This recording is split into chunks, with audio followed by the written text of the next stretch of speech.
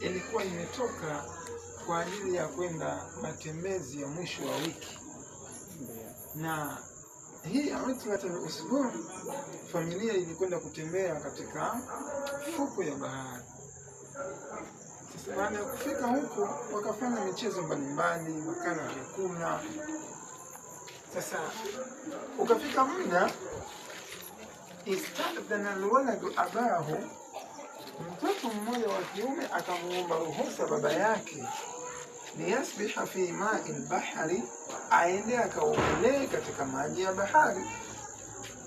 Na baba naye faadhina lahu, akampa idhini, akamruhusu. Basi mtoto akaogelea vya kutosha katika maji ya bahari. Baada ya kumaliza, huyo mtoto sasa alipotoka baharini akaulizwa na baba yake, ya ibni, kaifa wajadta al-bahra, umeionaje mtoto wangu bahari? Faajabahu, basi mtoto akamjibu baba akamwambia, al-bahru jamilun, baba bahari ni nzuri sana sana,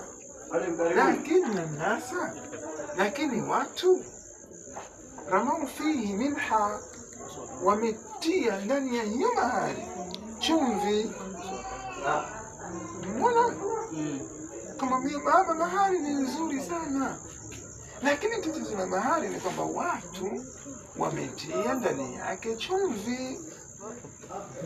Ustaz, watu wanafikiri kuatia maji chumvi. Mtoto anamjibu baba, kumbe akili ya fikira ya mtoto. Kumwambia lakini darasa wa maufihi bilha. Basi baba sasa akamjengea mtoto wake concept mpya, akamwambia, mtoto wangu wewe, hakika haili bahari isipokuwa asili ya maji yake ni lazima yawe maji ya chumvi. Basi hapa mtoto akaondoka na concept mpya. Baba hakumfanya nini? Hakumcheka mtoto. Asante.